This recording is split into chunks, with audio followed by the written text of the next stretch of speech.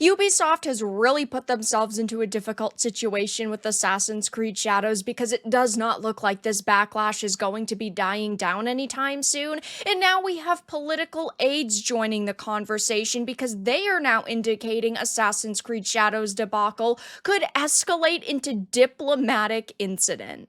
I have a few different things to show off, but before I get into the topic, if you enjoy the content I create, check out the links in the description, join the community in my live streams, and consider supporting through Patreon or YouTube memberships. Now, we have been hearing so many different pieces of information surrounding this game, yet none to really do with the gameplay. We simply have found out that they are doing, these in-depth romance systems, and Yasuke can turn out to be gay. We know that they are heavily focusing on this, fictionalized now version of Japan. I know they've tried to play it off as historically accurate, even though that's not the case. We found all of the Japanese reenactment banners from the teasers and trailers, and also the, wrong architecture and wrong outfits. I mean, there's a slew of different problems when it comes to what we've seen so far and the inaccuracies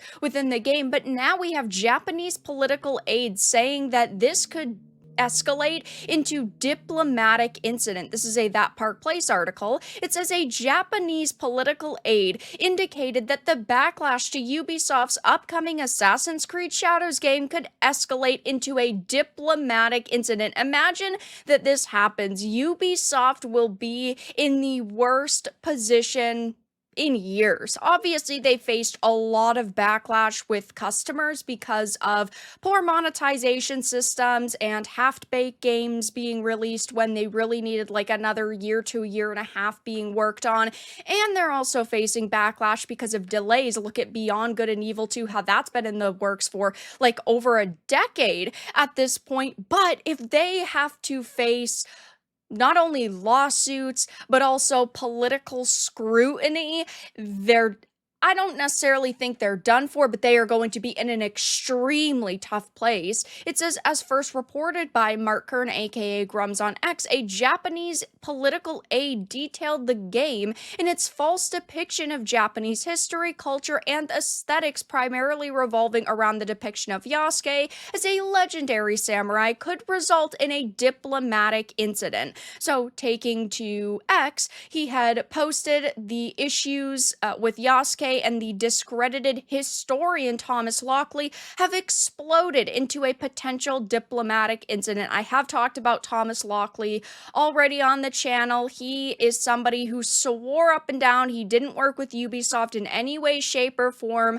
on this game, but we found out that he actually did a podcast with Ubisoft talking about this game and how, yes, his work, specifically what he wrote in books, which were basically just fan fictions, was going to be implemented into this game. So he decided to leave social media after that once he was caught. But it says letters are being sent with questions to the Japan Ministry of Education, Culture, Sport, Science and Technology, Ministry of Foreign Affairs, Ministry of Economy, Trade and Industry. We also know that there has been a pretty large petition in Japan from Japanese individuals. It hit well over 100,000 signatures of people coming together to voice how unhappy they really are with this game. Now, petitions typically, let's be honest, don't go anywhere. I mean, look at the ones that were sent to Warner Brothers surrounding Amber Heard. But at the same time, it is good to see so many people trying to, have their voices be heard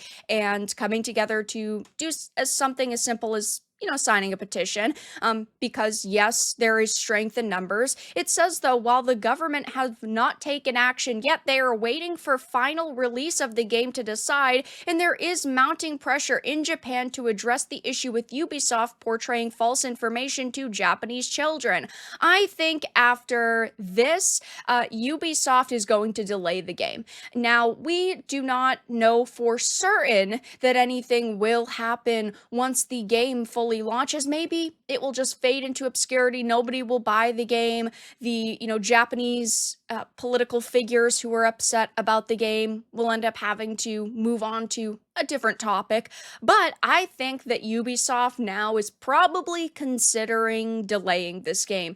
We know that they basically had hoped in this time frame between the initial trailers Backlash and the Backlash leading up to launch that in this space of time, it would all kind of die down, but that has not happened. It's only gotten worse and worse for them. And now they're facing scrutiny by political figures. And this political aide is not the only individual. We just heard recently from a Japanese politician, Satoshi Hamada. He was signaling that Shadow's alteration of Japanese history and promotion of Yasuke could be brought before the Diet. Now, if you support what these politicians say or not, their stances or not, at the end of the day, we are simply talking about multiple political figures now looking at this game and saying, we hear all of the criticism from Japanese and also Western gamers who are saying how inaccurate and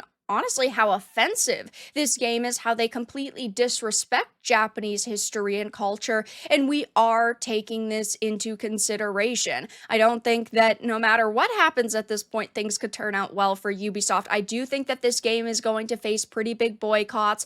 I've said it for weeks at this point. I think it's going to not sell as well as they were initially hoping, and they had such a big opportunity here because we've been asking for years for a Japanese Assassin's Creed, whether it's set in Japan or simply features, Japanese characters. I mean, there's a slew of different things they could do in regards to a game like this, but they chose basically a fan fiction. That's the direction they decided to go in. Now, yes, it is undeniable that Yasuke was a real historical figure. You would think that, of course, would mean they'd really want to be careful to do extra research and hire cultural consultants and historians that actually knew what they were talking about. But they basically threw away historical accuracy to tell the story they wanted to tell, which was the first black samurai, basically in order to up their ESG score and get more DEI points.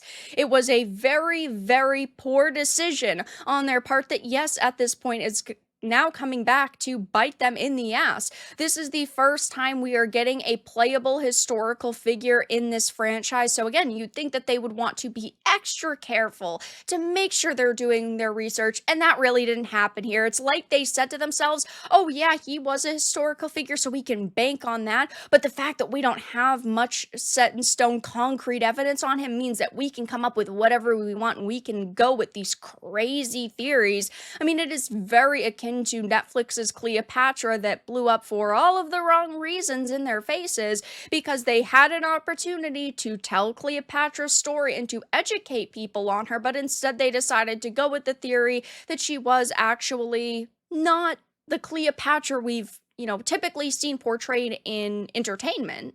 Not to get too deep into the Cleopatra situation, but basically, Egyptian experts reacted angrily to the series, adamant that the country's most famous queen was of Greek descent and light-skinned because they portrayed her in this as a black woman, saying that this is, the history of Cleopatra that you don't know, but this story could be as true as ever. And they actually had to go from calling it a docu-series to a docudrama because of how dramatized it actually was and how much scrutiny they were facing. So it's a very similar situation when it comes to Assassin's Creed Shadows. You have, political figures and also historians bashing this game and Ubisoft's decision at this point. And of course, you have gamers who are very upset with the fact that they have thrown history away and historical accuracy away, and have completely disrespected Japanese culture. And Ubisoft really still expects to make money off of all of us, and I don't see that going